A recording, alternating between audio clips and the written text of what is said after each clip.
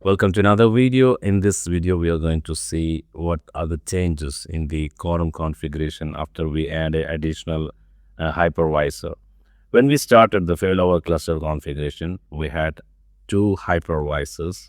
So to form the majority whenever there's a failure in the cluster, to avoid the split brain, we decided to use one of the disk witness, one of the disk that we shared from the storage, use as a witness. So then it forms three votes, one for the hypervisor 1, second one for the hypervisor 2, and the third one for the disk witness. Now we have three hypervisors and also one disk witness. So we don't need the disk witness anymore because we have three hypervisors and all the three nodes can form a majority. And if one hypervisor fails, still the other two nodes can form the majority and continue to run the cluster, right? So we are going to see how we can manage this from the failover cluster, where you can configure this actually to change the disk witness to only node, or to add a new disk, or where you can add a cloud-based witness, or where you can add a file share to use it as a witness. Theoretically, we explained this very well in one of the beginning videos in the failover cluster. So this is just to show you practically where you exactly do this. Once you log into the failover cluster server, then click on the cluster. Then you will be able to see the option to configure the cluster quorum. From more action, you can see configure cluster quorum settings. Click on it. Then this will gonna open up a new wizard, and you can see default quorum configuration. This is the settings option that we have by default, and the cluster determines what option is better.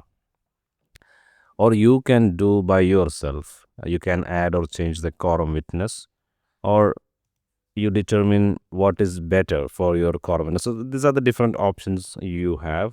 So if we go with default, then there is nothing to change. It says that disk witness is enabled and all the nodes are configured to have vote.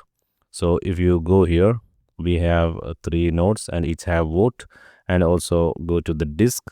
Then in the disk, you can see we have one disk as witness. So this also have vote. So we have 4 votes.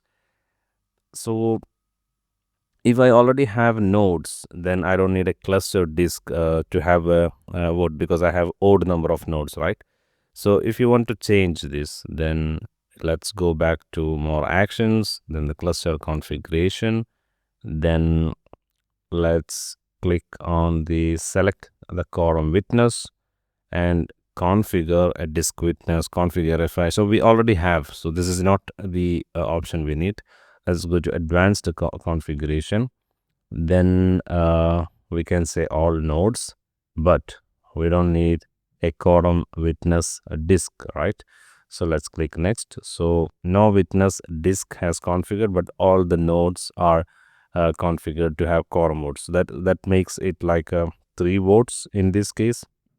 So if one hypervisor goes down, still the other two form the majority and they can continue. So the cluster will be up and running until 2 hypervisors goes down.